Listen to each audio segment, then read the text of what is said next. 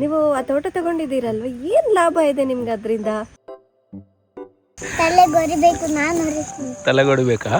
24 ಕೋಟಿ 25 ಕೋಟಿ ಈಗಲೂ ಓಡ್ತಾನೆ ಇದೆ ಇದು ಆರ್ಗ್ಯಾನಿಕ್ ಕೂಡ ಅಲ್ಲ, ಆರ್ಗ್ಯಾನಿಕ್ ಗಿಂತ ನೆಕ್ಸ್ಟ್ ಲೆವೆಲ್ ಇದು, ಕಾಡು ತೋಟ ಅಂತ ಹೇಳ್ತಾರೆ. 76 ಮರಗಳಿಂದ ಎಷ್ಟು ಲಾಭ ಸಿಗ್ಬೇಡ? ಅಲ್ಲೇ ಒಂದು 7.5 lakhs ಆಯ್ತು. ನನ್ನ ಫೇಸ್ ಗಿಂತ ಅಗ್ಲ ಇದೆ, ನನ್ನ ತಲೆಗಿಂತ ಇಷ್ಟು ದಪ್ಪ ಇದೆ. ಸೇಮ್ ಗೊಬ್ಬರ ತರ ಇಲ್ಲ ರಾಜ?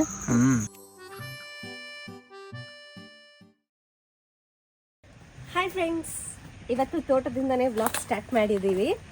ಆ್ಯಂಡ್ ತುಂಬ ಜನರು ನನಗೆ ಕೇಳ್ತಾ ಇರ್ತಾರೆ ಕಾಮೆಂಟ್ಸ್ ಮಾಡಿ, ಅಥವಾ ನಮಗೆ ಎಲ್ಲಾದರೂ ಮಾರ್ಕೆಟಲ್ಲಿ ಹೊರಗಡೆ ಹೋದಾಗ ಸಿಗ್ತಾ ಇರ್ತಾರಲ್ವ, ಕೇಳ್ತಿರ್ತಾರೆ ನೀವು ಆ ತೋಟ ತಗೊಂಡಿದ್ದೀರಲ್ವ, ಏನು ಲಾಭ ಇದೆ ನಿಮ್ಗೆ ಅದರಿಂದ?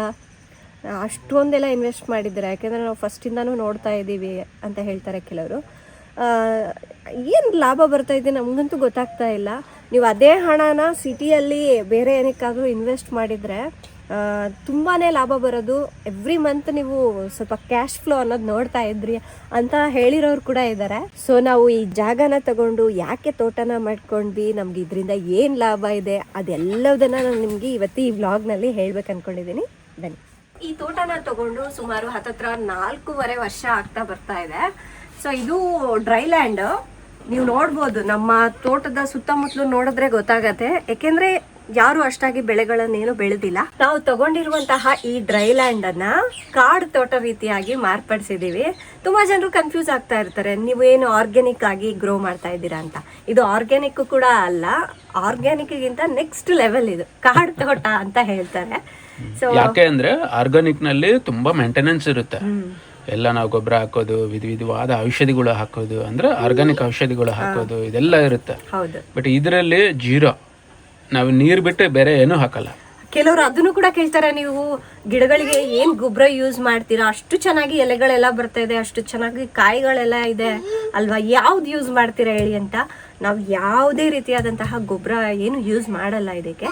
ಸೊ ಗಿಡಗಳೇ ಅವಷ್ಟಕ್ಕವೇ ಗೊಬ್ಬರ ಮಾಡ್ಕೊಳತ್ತೆ, ಎಲೆಗಳೆಲ್ಲ ಬೀಳತ್ತಲ್ವ, ಅದರಿಂದಾನೇ ಗೊಬ್ಬರ ಮಾಡ್ಕೊಂಡು ಅವೇ ತಾನಾಗೆ ಬೆಳೀತಾ ಇದೆ. ಬಟ್ ನಮ್ಮ ಪ್ಲಾನ್ ಏನಿದೆ ಅಂದ್ರೆ ಒಂದು ಗಿಡದಿಂದ ಇನ್ನೊಂದು ಗಿಡಕ್ಕೆ ಹೆಲ್ಪ್ ಆಗ್ಬೇಕು. ಗಿಡದಿಂದನ ಗೊಬ್ಬರ ಬರಬೇಕು, ಗಿಡದಿಂದನ ಗಿಡ ಬೆಳಿಬೇಕು. ನೀವು ನೋಡಿರ್ಬೋದು ನಮ್ಮ ತೋಟದಲ್ಲಿ ಫಲ ಇರುತ್ತೆ ಅಲ್ವಾ, ಅಂದ್ರೆ ಸೊಪ್ಪಾಗಿರ್ಬೋದು, ಎಲೆ ಆಗಿರ್ಬೋದು, ಹಣ್ಣುಗಳಾಗಿರ್ಬೋದು, ಎಲ್ಲ ದೊಡ್ಡದು ಕಾಡಲ್ಲಿ ಸಿಗೋ ತರ, ಕಾಡಲ್ಲಿ ಇರೋಷ್ಟು ದೊಡ್ಡದು ಇರುತ್ತೆ. ಕೆಲವೊಂದಕ್ಕೆ ತುಂಬಾ ಕಡಿಮೆ ಹಣ್ಣು ಇರುತ್ತೆ, ಬಟ್ ಟೇಸ್ಟ್ ಮಾತ್ರ ಎಕ್ಸಲೆಂಟ್. ಹೌದು, ನೀವು ನೋಡಿರ್ಬೋದು ನಮ್ಮ ಪ್ರೀವಿಯಸ್ ವಿಡಿಯೋಗಳಲ್ಲಿ ಎಷ್ಟು ಅಗ್ಲ ಇದೆ ನೋಡಿ, ಇದು ನನ್ನ ಫೇಸ್ಗಿಂತ ಅಗ್ಲ ಇದೆ, ನನ್ನ ತಲೆಗಿಂತ ಇಷ್ಟು ದಪ್ಪ ಇದೆ ಅಂತ ಹೇಳ್ಬಿಟ್ಟು ಕೆಲವೊಂದು ಇಲ್ಲಿ ಬೆಳೆದಿರ್ತಕ್ಕಂತಹ ಹಣ್ಣು ಕಾಯಿಗಳದ್ದೆಲ್ಲ ವಿಡಿಯೋ ಮಾಡಿದೆ. ಅದ್ ನೋಡೇ ಇರ್ತೀರಲ್ವಾ ನೀವು ಆಲ್ರೆಡಿ. ಯಾಕೆ ಅಂದ್ರೆ ಇದು ಜಂಗಲ್, ಕಾಡು ತೋಟ. ಆಮೇಲೆ ಈ ತೋಟದಲ್ಲಿ ಇರೋದೇ ಹತ್ರ 1 ಎಕರೆ, ಅದರಲ್ಲಿ 6,000ಗಿಂತ ಜಾಸ್ತಿ ಮರಗಳನ್ನ ನಾವು ಹಾಕಿದೀವಿ. ಅದು ಹೇಗೆ ಫಿಕ್ಸ್ ಮಾಡಿದೀವಿ, ಏನ್ ಕತೆ ಅಂತ ಅದು ಕೂಡ ನಾವು ಎಲ್ಲ ವಿಡಿಯೋದಲ್ಲಿ ತೋರಿಸಿದೀವಿ. ಹೌದು, ಈಗ ಇನ್ನೇನು ಕತ್ಲಾಗಕ್ ಬರ್ತಾ ಇದೆ. ಫಸ್ಟ್ ನಮ್ ತೋಟದ ಟೂರ್ ತೋರಿಸ್ಬಿಡ್ತೀನಿ, ಆಮೇಲೆ ಒಂದೊಂದಾಗಿ ಎಕ್ಸ್ಪ್ಲೈನ್ ಮಾಡ್ತಾ ಹೋಗ್ತೀನಿ. ರಾಜಣ್ಣ, ದೀರುನ ಸ್ವಲ್ಪ ನೋಡ್ಕೊಳ್ಳಿ, ನಾನು ಹೋಗಿ ವಿಡಿಯೋ ಮಾಡ್ಕೊಂಡ್ ಬರ್ತೀನಿ. ಬಾಯ್ ದೀರು. ಬಾಯ್. ಏನೋ ನಮ್ಮ ತೋಟದಲ್ಲಿ ಇರುವಂತಹ ಮನೆ ನೋಡಿ ಇದು. ಸೊ ಅದ್ರ ಪಕ್ಕನೇ ನಿಮ್ಗೆ ಇಲ್ಲಿ ಆರ್ಚ್ ಕಾಣುತ್ತೆ, ಎಷ್ಟು ಬ್ಯೂಟಿಫುಲ್ ಆಗಿದೆ ಅಲ್ಲ. ಬನ್ನಿ.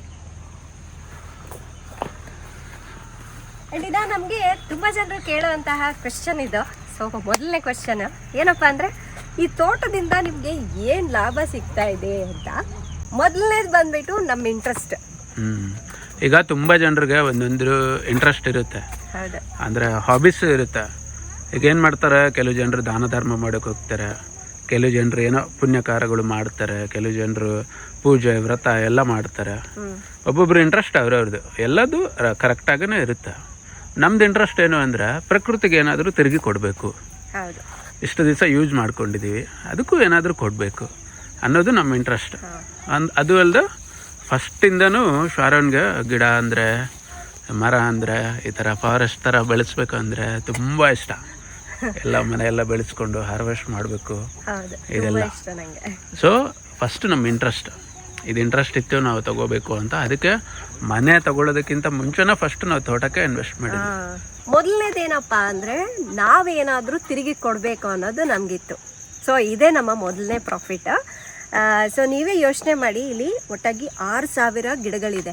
6,000 ಗಿಡಗಳಿಂದ ಇಡೀ ಊರಿಗೆ ಎಷ್ಟೊಂದು ಆಕ್ಸಿಜನ್ ಸಿಗತ್ತೆ, ಪೊಲ್ಯೂಷನ್ ಎಷ್ಟು ಕಮ್ಮಿ ಇರುತ್ತೆ. ಒಂದ್ಸಲ ಯೋಚನೆ ಮಾಡಿ ಅಲ್ವಾ? ಇದು ಒಂದು ಪುಣ್ಯಕಾರ ಇದ್ದಂಗೆ. ಹೌದು. ನಮಗೆ ಅದು ತುಂಬ ಇಷ್ಟ ಆಯಿತು ನಮಗೆ ಸ್ಟಾರ್ಟಿಂಗ್ನಲ್ಲಿ ಇದೆಲ್ಲ ಪ್ಲ್ಯಾನ್ ಮಾಡಿದಾಗ. ಇನ್ನೊಂದೇನಪ್ಪ ಅಂದರೆ ನಾವು ಇದು ಬಯಲು ಭೂಮಿ ತಗೊಂಡಿದ್ದಲ್ವಾ, ಅವಾಗ ತುಂಬ ಆಳ ಇತ್ತು. ಅಂದರೆ ಒಂದು 7 ಅಡಿ ಕೆಳಗಿತ್ತು. ಸುಮಾರು 1000 ಟ್ರ್ಯಾಕ್ಟರ್ ಮಣ್ಣನ್ನು ಹಾಕ್ಸ್ಬಿಟ್ಟು ಇದನ್ನ ಒಂದು ಲೆವೆಲಿಗೆ ಮಾಡಿಸಿದ್ವಿ. ಹತ್ತತ್ರ 1,000 ಆಗಿದೆ. ತುಂಬಾ ಜನರು ಏನ್ರಿ ಇದು ಇಂಥ ತಗೊಂಡು ಏನೇನೋ ಮಾಡ್ತಾ ಇದ್ರಲ್ಲ, ಅದು ಇದು ಅಂತ. ಡ್ರೈ ಲ್ಯಾಂಡ್, ನೀರಿಲ್ಲ, ಏನು ಇಲ್ಲ, ಏನ್ ಮಾಡ್ತೀರಾ ಇಲ್ಲಿ ಬಂದು ನೀವು? ಹೌದು, ಆ ರೀತಿ ಹೇಳ್ತಾ ಇದ್ರು. ಬಟ್ ಅವಾಗ ನಮಗೆ ಹೋಪ್ ಇತ್ತು, ಆಗತ್ತೆ ಇದನ್ನ ನಾವು ಮಾಡೋಣ, ಚಾಲೆಂಜ್ ಆಗಿ ತಗೊಂಡು ತೋರ್ಸೋಣ ಅನ್ನೋದು ಇತ್ತು. ಬಟ್ ಇಲ್ಲಿ ಕಾಲುವೆಯಲ್ಲಿ ನೀರಿದೆ, ಬಟ್ ಈ ಹೈಟ್ಗೆ ಬರೋದು ಕಡಿಮೆ ಬರುತ್ತೆ ವಾಟ್ರು. ಅದನ್ನ ನಾವು ಯೂಸ್ ಮಾಡ್ಕೋಬೇಕಂದ್ರೆ ಮತ್ತೆ ಏನಾದರೂ ಮೋಟ್ರ್ ಪಂಪ್ ಏನಾದರೂ ಮಾಡ್ಕೋಬೇಕು. ಅದು ಓನ್ಲಿ 6 months ಇರುತ್ತೆ, ಇನ್ನು 6 months ನೀರಿಲ್ಲ. ನಾವು ತೋಟ ಮಾಡೋದಾಯ್ತು ಅಂದ್ರೆ 6 ತಿಂಗಳು ನೀರು ಎಲ್ಲಿಂದ ತರೋದು? ಬೋರ್ವೆಲ್ ಹಾಕಿದ್ರು ತುಂಬಾ ಕಡಿಮೆ ನೀರು, ಚಿಕ್ಕದಾಗಿ ಬರುತ್ತೆ ಅಷ್ಟೇ. ಅದು ಇಷ್ಟು 6,000 ಗಿಡಕ್ಕೆ ಆಗಲ್ಲ. ಒಂದು ಬೆರಳು ಸೈಜ್ ಇಷ್ಟು ಕೂಡ ಬರೋದಿಲ್ಲ ನೀರು, ಅಷ್ಟು ತೆಳುವಾಗಿ ಬರುತ್ತೇನ. ಅವಾಗ ನಾವು ಇದು ಕಾಡು ತೋಟ ಅನ್ನೋದು ಪ್ಲಾನ್ ಮಾಡಿದ್ವಿ. ಬೇರೆ ಯಾವ್ದು ಸಿಸ್ಟಮ್ ಇದರಲ್ಲಿ ವರ್ಕೌಟ್ ಆಗುತ್ತೋ ಇಲ್ಲ ಗೊತ್ತಿಲ್ಲ, ಬಟ್ ಕಾಡು ಮಾತ್ರ ಬೆಳೆಯುತ್ತೆ ಅಲ್ವಾ? ಹೌದು.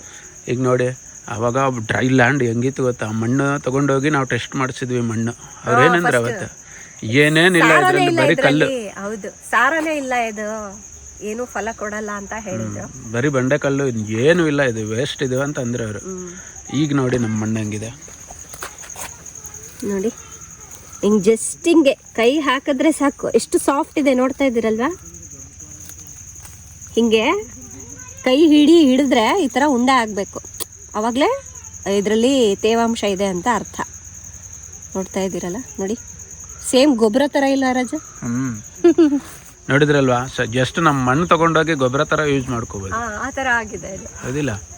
ಯಾಕೆ ಅಂದರೆ ಕಾಡು ತೋಟ ಎಲ್ಲ ಗಿಡದ ನಾವೇನು ಕ್ಲೀನ್ ಮಾಡಲ್ಲ, ಮೇಂಟೆನೆನ್ಸ್ ಮಾಡಲ್ಲ.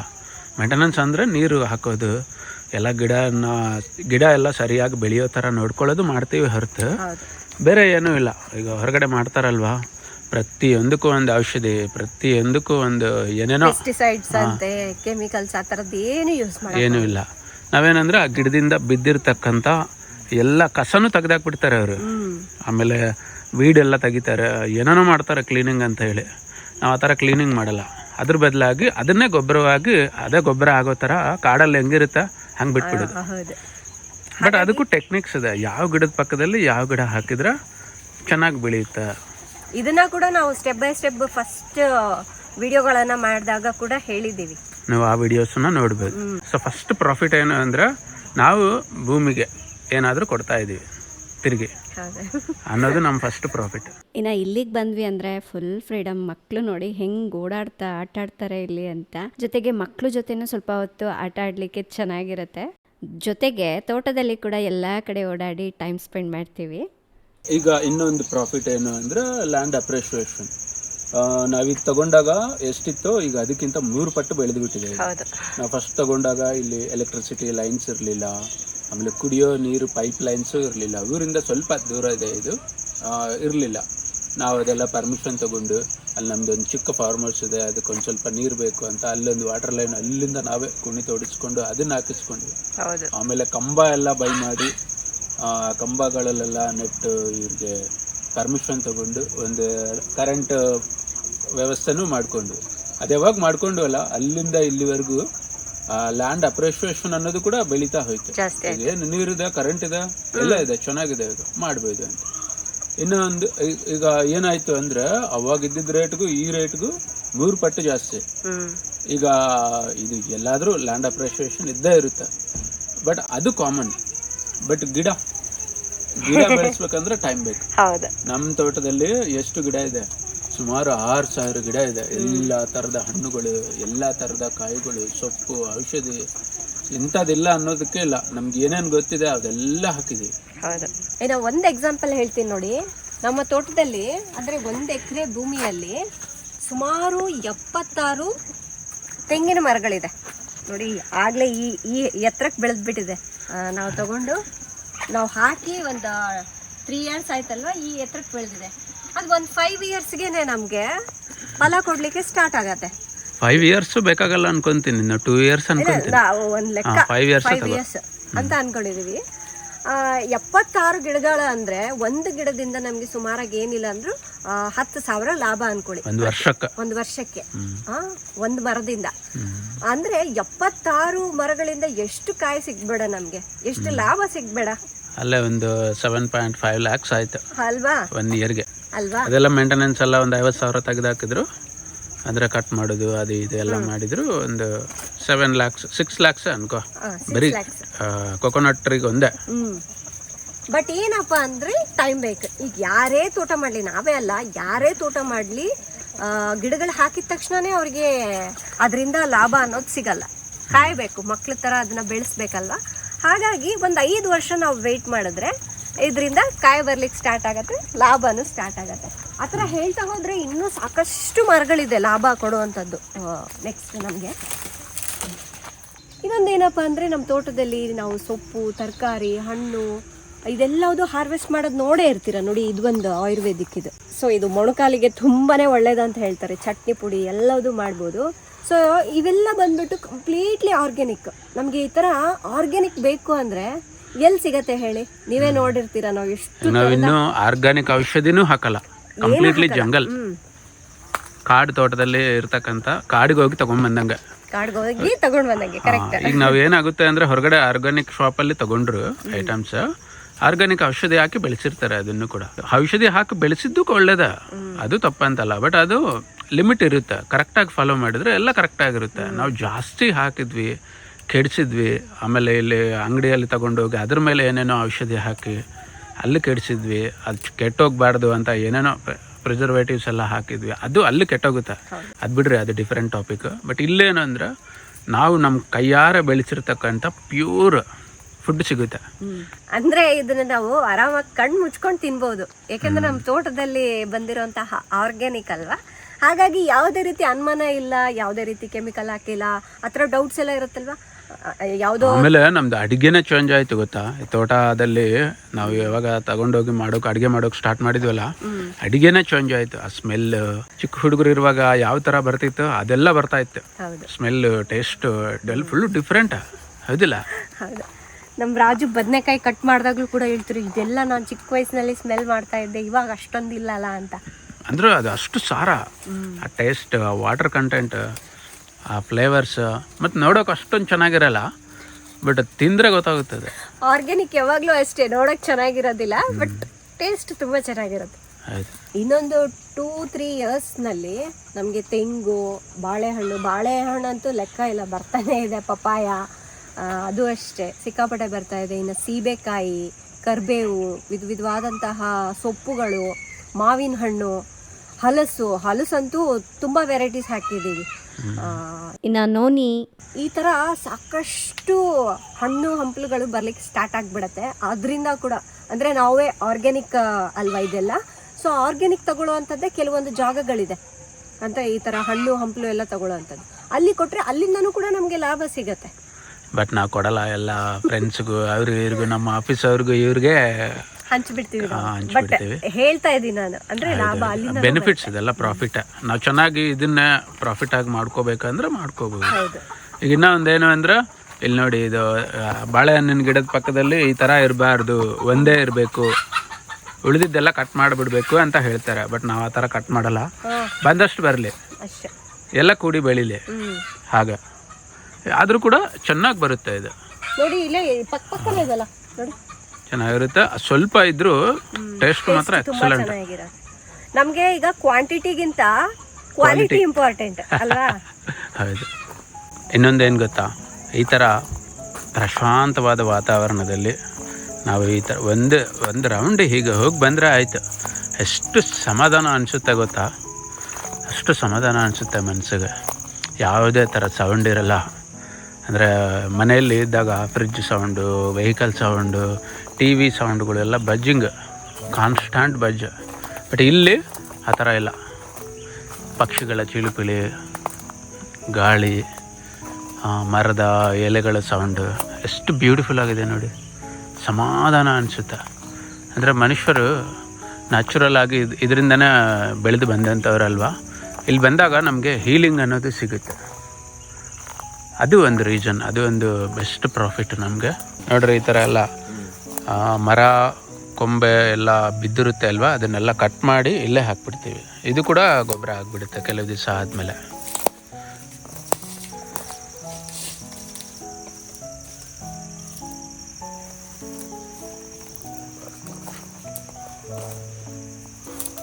ಕೆಲವು ದಿವಸದ ಹಿಂದೆ ಕಟ್ ಮಾಡಿ ಹಾಕಿದ್ದಿದ್ದು ಸ್ಲೋ ಆಗಿ ಹುಳ ಎಲ್ಲ ತಿಂದು ಒಂಥರ ಗೊಬ್ಬರ ಥರ ಆಗ್ತಾಯಿದೆ ಕಡೆಗೆ. ಇದ್ರ ಮೇಲೆ ನಾವು ಒಂದು ಸ್ವಲ್ಪ ನಡೆದು ಬಿಟ್ರೆ ಮುಗೀತು, ಅದೆಲ್ಲ ಪುಡಿ ಪುಡಿ ಆಗಿಬಿಟ್ಟು ಅದು ಕೂಡ ಒಳ್ಳೆ ಮಣ್ಣಿನ ಥರ ಕನ್ವರ್ಟ್ ಆಗಿಬಿಡುತ್ತೆ.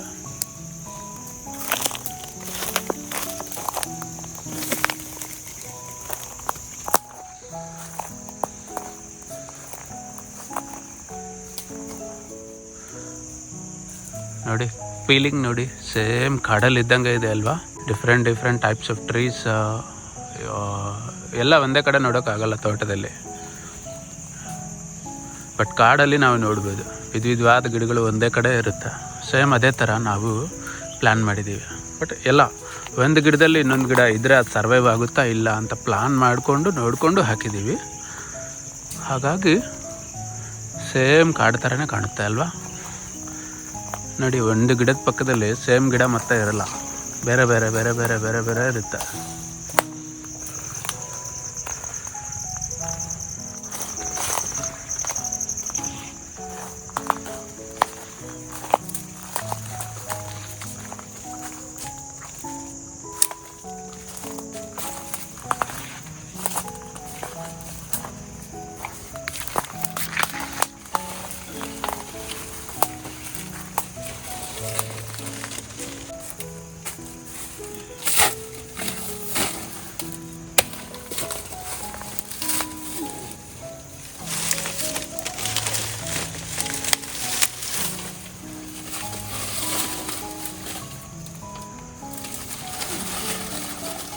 ಅಲ್ಲೊಂದು ಚಿಕ್ಕ ಬಾಳೆಗೊನೆ ಇದೆ, ಅದನ್ನು ತಗೋಬೇಕು ಅಂತ ಬಂದಿದ್ದೀವಿ.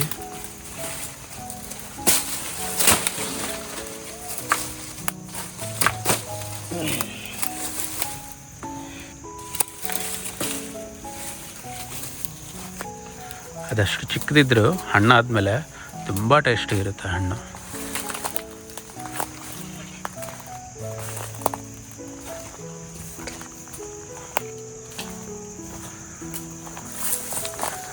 ಇದರಲ್ಲಿ ಕೆಲವೊಂದು ಗಿಡ ಅಂದರೆ ನುಗ್ಗೆ ಗಿಡ, ಅಗಸೆ ಗಿಡ, ಇದೆಲ್ಲ ನಾವು ಭೂಮಿ ರಿಪೇರಿ ಆಗಬೇಕು ಅಂತ ಹೇಳಿ ಹಾಕಿದ್ದೀವಿ. ಅದ್ರ ಸೊಪ್ಪು, ಅದ್ರ ಕೊಂಬೆ ಇದೆಲ್ಲ ಬಿದ್ದು ಬಿದ್ದು ಬಿದ್ದು ಭೂಮಿ ಎಲ್ಲ ರಿಪೇರಿ ಆಗುತ್ತೆ.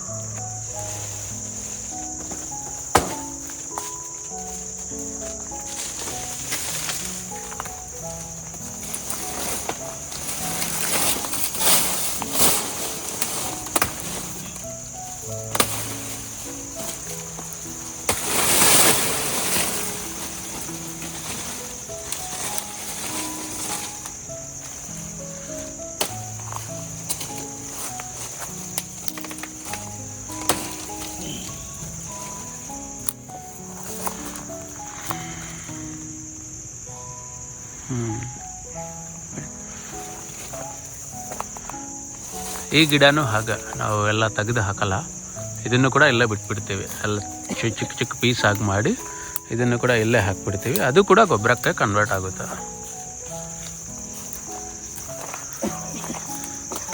ಮೊದಲು ಏರಿಯಾ ಎಲ್ಲ ವೀಡೆಲ್ಲ ತುಂಬ ಬೆಳೀತಾ ಇತ್ತು, ಬಟ್ ಈಗ ಇದೆಲ್ಲ ಗಿಡ ಎಲ್ಲ ದೊಡ್ಡ ದೊಡ್ಡದಾಗಿದೆ ಅಲ್ವಾ, ಇಲ್ಲಿ ಜಾಸ್ತಿ ಗಿಡ ಬೆಳೀತಾ ಇಲ್ಲ. ಅದ್ರ ಬದಲಾಗಿ ನಾವೆಲ್ಲ ಇದೆಲ್ಲ ಗೊಬ್ಬರಕ್ಕೆ ಕನ್ವರ್ಟ್ ಆಗುತ್ತೆ. ಇನ್ನು ನೀರು ಇನ್ನೂ ಚೆನ್ನಾಗಿ ಇದ್ದರೆ ಇನ್ನೂ ಫಲವತ್ತವಾಗಿ ಬೆಳೆಸ್ಬೋದು, ಬಟ್ ಇಲ್ಲಿ ನೀರು ಕಡಿಮೆ ಇದೆ.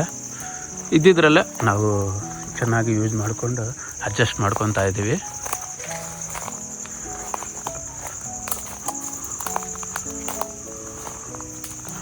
ನೋಡಿ ಎಷ್ಟು ಪ್ರಶಾಂತವಾಗಿದೆ ಅಲ್ವಾ.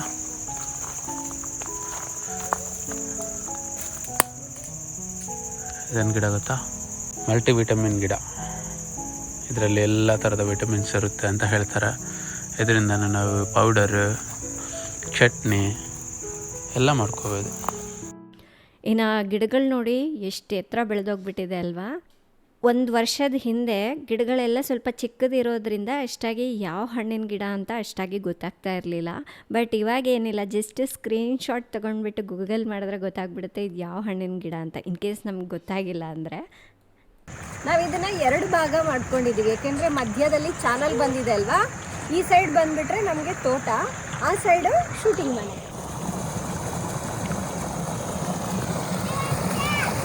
ಈಗ ಶೂಟಿಂಗ್ ಮನೆ ಹತ್ರನೇ ಹೋಗ್ತಾ ಇದ್ದೀವಿ.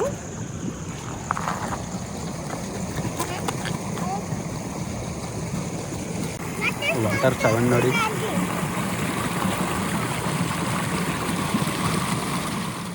ಇನ್ನು ಎವ್ರಿ 3 ಅವರ್ಸ್ ನಾನು ಸ್ವಲ್ಪ ಏನಾದರೂ ತಿಂತಾ ಇರ್ತೀನಿ. ಈ ಥರ ಚಾಟ್ಸ್ ಆಗಿರ್ಬೋದು, ಸ್ಯಾಲೆಡ್ ಅಥವಾ ನಟ್ಸ್. ಸೊ ಇವತ್ತು ತೋಟಕ್ಕೇನೆ ತೊಗೊಂಬಂದಿದ್ದೀನಿ. ಏನಿದು, ಏನು ಮಾಡ್ತಾರೆ ಅದರಿಂದ? ಅದಲ್ಲ ಪಟ್ ಅಂತ ಬಬಲ್ಸ್ ಅದು ಪಟ್ಟಿ ಅಂತದೆ. ತಲೆಗೆ ಹೊರಿಬೇಕು, ನಾನು ಹೊರಿತೀನಿ. ತಲೆಗೆ ಹೊಡಿಬೇಕಾ? ನಾನು ಟಪ್ ಹೊರಿತೀನಿ. ಅಂತ. ಇಲ್ಲ, ನಾನು ಹೊರಿತೇನೆ. ಬಾ ಕೆಳಗರಿಗೆ ಬಾ. ಮಮ್ಮಿಗೆ ಹೊಡಿಯೋನ್ ಬಾ. ಮಮ್ಮಿ ಇಲ್ಲ, ತುಂಬಾ ಐತೆ ಇನ್ನು ತುಂಬಾ ತಗೋದ್ದೀನಿ. ಫಸ್ಟ್ ನಿನ್ಗೆ ಅಬ್ಬಾ ಟಪ್ ಅಂತ. ಬಾ ಬಾ ಸಾಕು ಬಾ, ಅಲ್ಲೇ ಬಂದು ಬಾ. ಇದೆಲ್ಲ ಯಾವುದು ರೋಡ್ ಇರಲಿಲ್ಲ ಮೊದಲು.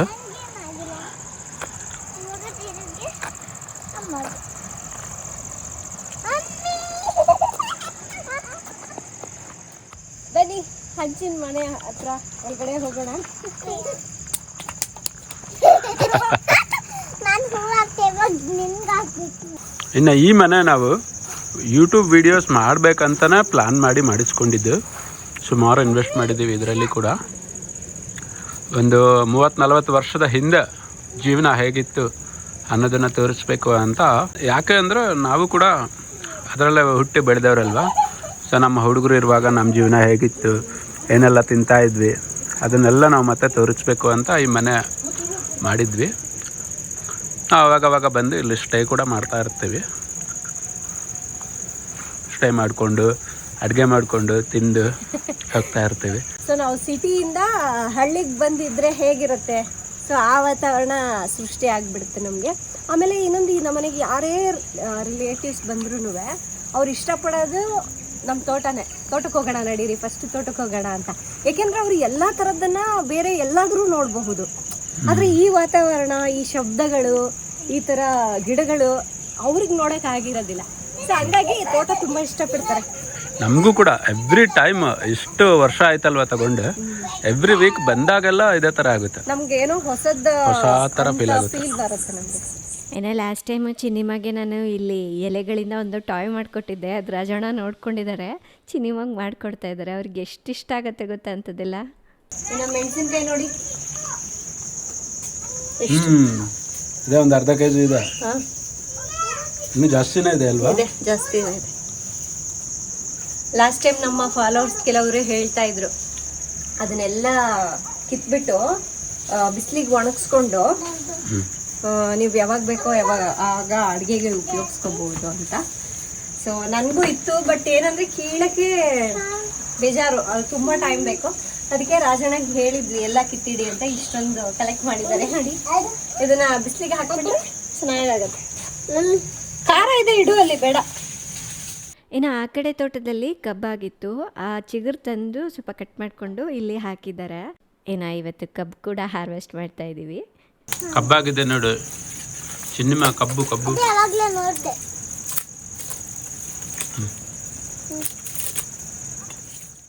ದೀರು ನೋಡಿ, ನಾನು ಇದೆಲ್ಲ ಅವನಿಗೆ ಏನೂ ಹೇಳೋದಿಲ್ಲ. ಅವನೇ ಡಬ್ಬೆ ತಗೊಂಡು ಮುಚ್ಚಳ ಬಿಚ್ಚಿ ಅವನೇ ಹಾಕ್ತಾಯಿದ್ದಾನೆ. ಅಂದರೆ ಮನೇಲಿ ಹೇಳಿದ್ದೆ ಇದು ಡಬ್ಬ ಇಟ್ಕೊಂಬಿಡೋಣ ಮೆಣಸಿನ್ಕಾಯಿ ಹಾಕೋಕ್ಕೆ ಅಂತ. ಅವ್ನು ಎಲ್ಲದೂ ಗಮನಿಸ್ತಾ ಇರ್ತಾನೆ. ಮತ್ತು ನಾನು ರಾಜು ಏನಾದರೂ ಫೋನಲ್ಲಿ ನೋಡ್ತಾ ಇದ್ದರೆ ಮಮ್ಮಿ ಏನು ಅಂಥೇಳಿ ಬಂದು ಕೇಳ್ತಾನೆ. ಆ ಥರ ತುಂಬ ಅಬ್ಸರ್ವ್ ಮಾಡ್ತಾನೆ ನಮ್ಮನ್ನು.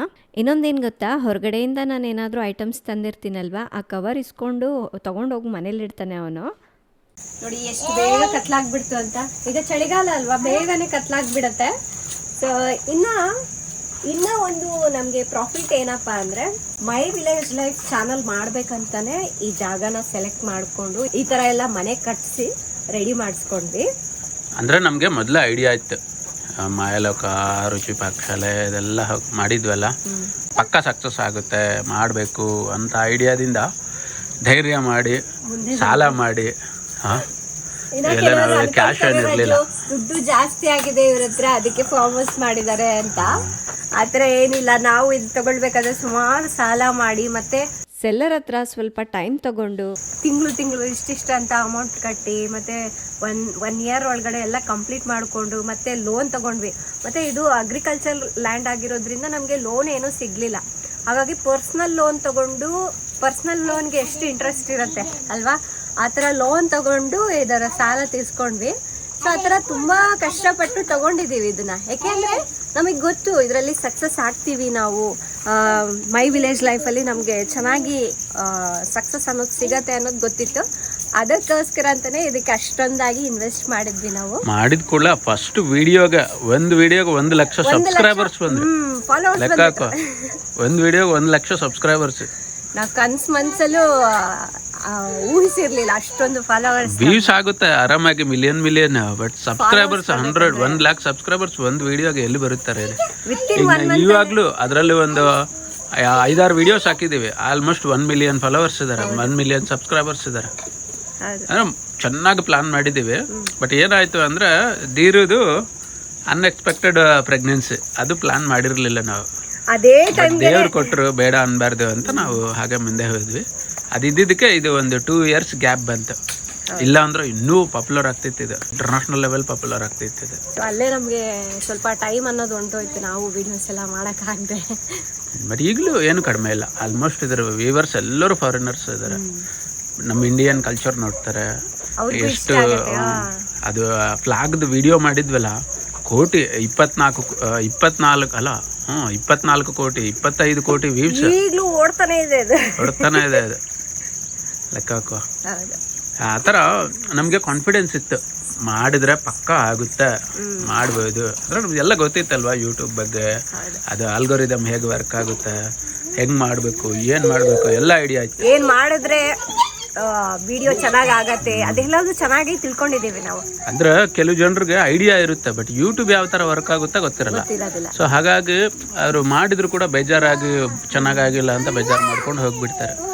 ಬಟ್ ಎಲ್ಲ ಗೊತ್ತಿದ್ದವ್ರಿಗೆ ಏನಾಗುತ್ತೆ ಅಂದ್ರೆ ಅದು ಹೆಂಗೆ ತಿರ್ಸ್ಬೇಕೋ ತಿರ್ಗಿಸ್ಬೇಕು. ಹಂಗೆ ಮಾಡಿ ನಮಗೂ ಸಕ್ಸಸ್ ಸಿಕ್ತು. ಇದು ಒಂದು ಬೆಸ್ಟ್ ಪ್ರಾಫಿಟ್ ನಮಗೆ. ಆ ಚಾನಲ್ನಲ್ಲಿ ವಿಡಿಯೋ ಹಾಕಿದಾಗ ಅದರಿಂದ ಏನೋ ಸ್ವಲ್ಪ ಬರುತ್ತೆ. ಈಗ ಸುಮಾರು ಹಾಕಲಿಲ್ಲ, ಬಟ್ ಆದರೂ ಬರ್ತಾ ಇರುತ್ತೆ ಸ್ವಲ್ಪ ಏನೋ ಖರ್ಚಿಗೆ, ನಮ್ಮ ಖರ್ಚಿಗೆ ಬರ್ತಾ ಇರುತ್ತೆ. ನಂದೀಗ ರಾಜನ್ ಅವ್ರಿಗೂ ಒಳ್ಳೆ ಜಾಬ್ ಸಿಕ್ತು, ಅವ್ರ ಫ್ಯಾಮಿಲಿ ಎಲ್ಲ ಎಲ್ಲಿರ್ತಾರೆ, ಅವರಿಂದ ನಮಗೂ ಹೆಲ್ಪ್ ಆಗುತ್ತೆ, ನಮ್ಮಿಂದ ಅವ್ರಿಗೂ ಹೆಲ್ಪ್ ಆಗುತ್ತೆ. ಹೀಗೆ ನಡೀತಾ ಇದೆ. ಈ ಚಾನಲೇ ಅಲ್ಲ, ನಾವು ಯಾವ್ದಾದ್ರು ಒಂದು ಚಾನಲ್ನ ಇಮ್ಯಾಜಿನ್ ಮಾಡ್ಕೊಂಡು ಈ ತರ ಮಾಡಬೇಕು ಅಂತ ಹೇಳಿ ಮಾಡಿದ್ರೆ ಅದು ಹೇಗೆ ಸಕ್ಸಸ್ ಆಗತ್ತೆ ಅನ್ನೋದು ನಮ್ಗೆ ಚೆನ್ನಾಗಿ ಗೊತ್ತು. ಸೊ ಈಗ ಆಲ್ರೆಡಿ ತುಂಬಾ ಜನರು ಮಾಡ್ಬೇಕನ್ನೋದು ಗೊತ್ತು. ಆಲ್ರೆಡಿ ತುಂಬ ಜನರು ಹೇಗೆ ಮಾಡಬೇಕಪ್ಪ, ನಾನು ಮಾಡಿದ್ರೆ ಸಕ್ಸಸ್ ಆಗ್ತೀನಾ, ನನಗಿದು ವರ್ಕೌಟ್ ಆಗತ್ತಾ ಅಂತ ಯೋಚನೆ ಮಾಡ್ತಾ ಇರ್ತಾರಲ್ವ. ಅಂಥವ್ರೆಲ್ಲರಿಗೂ ನಮ್ಮಿಂದ ಹೆಲ್ಪ್ ಆಗಬೇಕು. ಸೊ ನಾವು ಇಂಥದ್ದೆಲ್ಲ ಮುಂಚೆ ಫೇಸ್ ಮಾಡಿದ್ದೀವಲ್ವಾ. ಸೊ ಇವಾಗ ನೀವು ಆ ಸ್ಟೇಜ್ನಲ್ಲಿ ಇರ್ತೀರಾ, ನಿಮಗೂ ಒಂದು ಒಳ್ಳೆ ಹೆಲ್ಪ್ ಸಿಗತ್ತೆ ಅನ್ನೋದಕ್ಕೋಸ್ಕರ ನಾವು ಈ ಕೋರ್ಸ್ನ ಮಾಡಿದ್ವಿ. ಪ್ರಾಕ್ಟಿಕಲ್ ಯೂಟ್ಯೂಬ್ ಕೋರ್ಸ್ ಅಂತ ಹೇಳ್ಬಿಟ್ಟು ಲಾಂಚ್ ಮಾಡಿದ್ದೀವಿ. ಆ್ಯಂಡ್ ಯಾರೆಲ್ಲ ಅಂದರೆ ಈಗ ಎಲ್ರಿಗೂ ಯೂಟ್ಯೂಬ್ ಅನ್ನೋದು ತುಂಬ ಅಗತ್ಯ ಇದೆ. ಇಂಥ ಕೆಲಸದವರೆಲ್ಲ ಯಾವುದೇ ಮನೆಯಲ್ಲಿದ್ದವ್ರಾಗಿರ್ಬೋದು, ಬಿಸ್ನೆಸ್ ಆಗಿರ್ಬೋದು, ಆಫೀಸ್ಗೆ ಹೋಗೋರಾಗಿರ್ಬೋದು, ಸ್ಟೂಡೆಂಟ್ಸ್ ಆಗಿರ್ಬೋದು, ನೀವೆಲ್ಲರೂ ಯೂಟ್ಯೂಬ್ ನೋಡ್ತಾ ಇದ್ದೀರಲ್ವಾ? ಯಾಕೆ ನೋಡ್ತಾ ಇದ್ದೀರಾ? ಫಸ್ಟ್ ಅದನ್ನ ಕ್ವಶನ್ ಮಾಡ್ಕೊಳ್ಳಿ. ಇನ್ನೊಂದು ಗೊತ್ತಾ ರಾಜು, ಒಂದು ಊರಲ್ಲಿ ಒಬ್ರು ಲೇಡಿ ಅಡಿಗೆ ಮಾಡಕ್ ಹೋಗ್ತಾರೆ. ಅವರು ಮನೆಗೆ ಹೋಗಿ ಅಡಿಗೆ ಮಾಡಿ ಪಾತ್ರೆಗಳೆಲ್ಲ ಕ್ಲೀನ್ ಮಾಡಿ ಅದನ್ನೇ ವಿಡಿಯೋ ಮಾಡ್ತಾರೆ. ಅಂದ್ರೆ ಅವತ್ತೇನ್ ಕುಕ್ ಮಾಡ್ತಾರೆ, ಒಂದ್ 5 ಮನೆಗೇನೋ ಅಡಿಗೆ ಕೆಲ್ಸಕ್ಕೆ ಹೋಗ್ತಾರೆ. ಅಡಿಗೆ ಕೆಲಸ, ಕಿಚನ್ ಕ್ಲೀನಿಂಗ್ ಕೆಲಸ. ನೋಡಿ ನಾನು ಕಿಚನ್ ಕ್ಲೀನ್ ಮಾಡಿದೆ, ನೋಡಿ ಇವತ್ತು ಈ ಅಡಿಗೆ ಮಾಡಿದೆ, ಪರೋಟ ಮಾಡಿದೆ, ಪನ್ನೀರ್ ಮಾಡಿದೆ ಅಂತ ಹೇಳಿ ವಿಡಿಯೋಸ್ನ ಮಾಡ್ತಾರೆ ಅವರು. ನೋಡಿ ಬಾರಿ ಇದೆಲ್ಲ. ಅಂದ್ರೆ ಈಗ ಅವ್ರು ಕೊಡೋದಕ್ಕಿಂತ ಯೂಟ್ಯೂಬ್ ಇಂದ ಬರೋದೇ ಜಾಸ್ತಿ. ಅವ್ರು ಅದೇ ಹೇಳ್ತಾರೆ, ನನ್ಗೆ ಇಂಟ್ರೆಸ್ಟ್ ಇದೆ ಈ ತರ ಅಡಿಗೆ ಕೆಲಸ ಮಾಡ್ಬೇಕು ಅಂತ, ಅದು ಮಾಡ್ತೀನಿ. ಇನ್ನೊಂದ್ ಕಡೆ ನನ್ಗೆ ಯೂಟ್ಯೂಬ್ ಮಾಡ್ಬೇಕಂತಾನು ಇಂಟ್ರೆಸ್ಟ್ ಇದೆ, ಅದನ್ನು ಮಾಡ್ತೀನಿ ಅಂತ. ನೋಡಿ, ಕೆಲ್ಸದವ್ರು ಆ ಲೆವೆಲ್ ಇದಾರೆ ಅಂದ್ರೆ ಮನೆಯವ್ರು ಆ ಲೆವೆಲ್ ಇರ್ಬೇಕು ಅಲ್ವಾ? ಸೊ ಹಾಗಾಗಿ ಯೂಟ್ಯೂಬ್ ಅನ್ನೋದು ಪ್ರತಿಯೊಬ್ಬರಿಗೂ ತುಂಬಾ ಅಗತ್ಯ ಇವಾಗೆಲ್ಲ. ಜಸ್ಟ್ ಥಿಂಕ್ ಮಾಡ್ಬೇಕು, ಫಸ್ಟ್ ನಾವು ಕಲಿಬೇಕು. ಅದು ಏನು, ಅದು ಹೇಗಿದೆ ಗೊತ್ತಾದ್ರೆ ಏನ್ ಮಾಡ್ಬೋದು ಇದರಿಂದ ಅನ್ನೋದು ಗೊತ್ತಾಗ್ಬಿಡತ್ತೆ, ಹೌದಿಲ್ಲ? ಈಗ ನಿಮ್ಗೆ ನೋಡಿ, ಏನೋ ಡ್ರೆಸ್ ಮಾಡೋದೇ ಗೊತ್ತಿತ್ತು ಅಂದ್ರೆ ಡ್ರೆಸ್ ಹಾಕೊಳ್ಳೋದೇನು ಎಷ್ಟು ಈಸಿ, ಯಾವ ತರ ಹಾಕೋಬೇಕು, ಹೆಂಗ್ ಹಾಕೋಬೇಕು, ಎಲ್ಲಿ ಹಾಕೋಬೇಕು, ಇದೆಲ್ಲ ಗೊತ್ತಾಗ್ಬಿಡುತ್ತೆ. ಮಾಡೋದು ಬಂತು, ಡಿಸೈನ್ ಮಾಡೋದೇ ಬಂತು ಅಂದ್ರೆ ಡ್ರೆಸ್ ಹಾಕೊಳ್ಳೋದು ದೊಡ್ಡ ಕೆಲಸನ, ಎಲ್ಲಿ ಹಾಕ್ಬೇಕು, ಹೆಂಗ್ ಹಾಕ್ಬೇಕು ಗೊತ್ತಾಗ್ಬಿಡುತ್ತಲ್ಲ. ಅದೇ ರೀತಿ ಕೋರ್ಸ್ ಕೂಡ. ಸೊ ನಮ್ಗೆ ನಮ್ಮ ತೋಟದಿಂದ ಇಷ್ಟೆಲ್ಲ ಪ್ರಾಫಿಟ್ ಇದೆ. ಇನ್ನು ಚಿಕ್ಕ ಪುಟ್ಟದೆಲ್ಲ ತುಂಬಾ ಇದೆ, ಅದು ಹೇಳ್ತಾ ಹೋದ್ರೆ ಒಂದು ದಿನಾನೂ ಸಾಲೋದಿಲ್ಲ. ತುಂಬಾ ಬೆನಿಫಿಟ್ ಇದೆ, ತುಂಬಾ ಬೆನಿಫಿಟ್ ಇದೆ. ಹಾಗಾಗಿ ನಾನು ದೊಡ್ಡ ದೊಡ್ಡ ಪ್ರಾಫಿಟ್ ಏನಿದೆ ಅಷ್ಟು ಮಾತ್ರ ನಿಮ್ ಜೊತೆ ಶೇರ್ ಮಾಡಿದೀನಿ. ಎಷ್ಟು ಇನ್ನೊಂದು 5 years ಆದ್ರೆ ಗೊತ್ತಾಗುತ್ತೆ, ಫುಲ್ ಕ್ಯಾಶ್ ಫ್ಲೋನು ಬರುತ್ತೆ ಅವಾಗ. ಹೌದು, ನೀವು ಅದನ್ನು ನೋಡ್ತಾ ಇರಿ, ಒಂದೊಂದು 5 years ಆದ್ಮೇಲೆ ಹೇಗಿರುತ್ತೆ ಅಂತ. ಈಗ ಸದ್ಯಕ್ಕೆ ನಮಗೆ ಕ್ಯಾಶ್ ಫ್ಲೋ ಅಂತೂ ಯಾವುದೂ ಇಲ್ಲ ಇದರಿಂದ. ಎಲ್ಲ ಇನ್ವೆಸ್ಟ್ಮೆಂಟ್ ಇದ್ದಂಗೆ ನಮ್ಮ ಸಮಾಧಾನ ಇದೆ, ನಾವೇನೋ ಒಳ್ಳೆ ಕೆಲಸ ಮಾಡ್ತಾ ಇದ್ದೀವಿ ಅಂತ ಪ್ರೌಡ್ ಫೀಲ್ ಆಗ್ತಾ ಇದೆ. ಮತ್ತು ಯೂಟ್ಯೂಬಲ್ಲಿ ಏನು ಹಾಕ್ತೀವಲ್ವ, ಅದು ಮೈ ವಿಲೇಜ್ ಲೈಫು, ಅದರಲ್ಲಿ ಬಂದಿದ್ದೆ ನಮಗೆ ಹಣ ಒಂದು ಸ್ವಲ್ಪ. ಆಮೇಲೆ ಹಣ್ಣು ಹಂಪಲ ಇದೇನು ಎಲ್ಲ ಸಿಗುತ್ತೆ ಅಲ್ವ ತಿನ್ನೋಕೆ, ಅದು ಒಂದು ಖುಷಿ.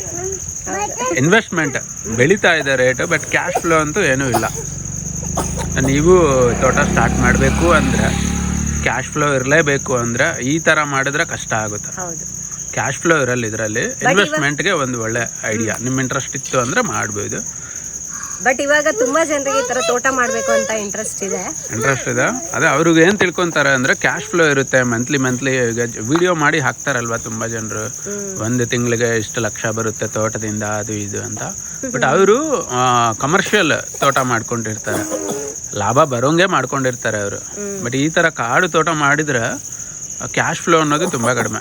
ವರ್ಷಗಳು ವೆಯ್ಟ್ ಮಾಡಬೇಕು, ನಮ್ಮದು ಇನ್ನೊಂದು 4-5 years ವೆಯ್ಟ್ ಮಾಡಿದ್ರೆ ಅವಾಗ ಕ್ಯಾಶ್ ಫ್ಲೋ ಅನ್ನೋದು ಗಿಡಗಳಿಂದ ಸ್ಟಾರ್ಟ್ ಆಗುತ್ತೆ. ಅಲ್ಲಿವರೆಗೂ ನಮ್ಮದೇನು ಯೂಟ್ಯೂಬ್ ಚಾನಲ್ ಇದೆ, ಅದರಿಂದ ಸ್ವಲ್ಪ ಏನೋ ಬರುತ್ತೆ, ಸ್ವಲ್ಪ ಮೇಂಟೈನ್ ಮಾಡ್ಕೊಂಡು ಹೋಗ್ಬೋದು ಅಂತ ಮಾಡ್ತಾ ಇದ್ದೀವಿ. ನೀವು ಇಷ್ಟೆಲ್ಲ ಕೇಳಿಸ್ಕೊಂಡ್ಮೇಲೆ ನಿಮಗೂ ಕೂಡ ಈ ಕೋರ್ಸ್ಗೆ ಜಾಯ್ನ್ ಆಗಬೇಕು ಅಂತ ಹೇಳಿ ಇಂಟ್ರೆಸ್ಟ್ ಬಂದಿರುತ್ತಲ್ವ. ಸೊ ಹಾಗಾಗಿ ನಾನು ಡಿಸ್ಕ್ರಿಪ್ಷನಲ್ಲಿ ನಮ್ಮ ಕೋರ್ಸ್ ಲಿಂಕ್ ಕೊಟ್ಟಿರ್ತೀನಿ. ಸೊ ಯಾರೆಲ್ಲ ಇನ್ನೂ ಜಾಯ್ನ್ ಆಗಬೇಕು ಅಂತ ಅಂದ್ಕೊಂಡಿದ್ದೀರೋ ಬೇಗ ಹೋಗಿ ಜಾಯ್ನ್ ಆಗಿ. ನೀವು ಒಂದ್ಸಲ ಅರ್ಥ ಮಾಡ್ಕೊಂಡ್ರಿ ಅಂದರೆ ನೆಕ್ಸ್ಟ್ ಏನು ಮಾಡ್ಬೇಕನ್ನೋದು ನಿಮ್ಗೆ ಆಟೋಮೆಟಿಕ್ಕಾಗಿ ಐಡಿಯಾ ಬಂದುಬಿಡುತ್ತೆ. ಸೊ ಆ ರೀತಿಯಾಗಿದೆ ಈ ಕೋರ್ಸ್, ನೀವು ಎಕ್ಸ್ಪೀರಿಯನ್ಸ್ ಮಾಡಲೇಬೇಕು ಇದನ್ನು. ಹಾಗಾಗಿ ಹೋಗಿ ಬೈ ಮಾಡ್ಕೊಳ್ಳಿ. ಇನ್ನು ಕತ್ಲ ಅಂತೂ ಆಗೋಗ್ಬಿಟ್ಟಿದೆ, ಆಲ್ರೆಡಿ ಎಲ್ಲ ಹಾರ್ವೆಸ್ಟ್ ಮಾಡಿ ಇಟ್ಬಿಟ್ಟಿದ್ದಾರೆ ರಾಜಣ್ಣ. ಹಾಗಾಗಿ ನಿಮ್ಗೇನು ಹಾರ್ವೆಸ್ಟ್ ತೋರ್ಸೋಕ್ಕಾಗಿಲ್ಲ, ನೆಕ್ಸ್ಟ್ ಟೈಮ್ ಬಂದಾಗ ತೋರಿಸ್ತೀನಿ, ಸರಿನಾ? ಇನ್ನು ಇವತ್ತಿನ ಬ್ಲಾಗ್ ಇಲ್ಲ ಎಂಡ್ ಮಾಡ್ತಾ ಇದ್ದೀನಿ. ನೋಡಿದ್ರಲ್ವಾ ಹೇಗಿತ್ತು ಇವತ್ತಿನ ಬ್ಲಾಗ್ ಅಂತ. ತಮ್ಮೆಲ್ಲರಿಗೂ ಈ ವಿಡಿಯೋ ಇಷ್ಟ ಆದರೆ ಲೈಕ್ ಮಾಡಿ, ಶೇರ್ ಮಾಡಿ. ನಾಳೆ ಇನ್ನೊಂದು ಹೊಸ ವಿಡಿಯೋದೊಂದಿಗೆ ಮತ್ತೆ ಸಿಗ್ತೀನಿ. ಅಲ್ಲಿವರೆಗೂ ಟೇಕ್ ಕೇರ್, ಬಾಯ್.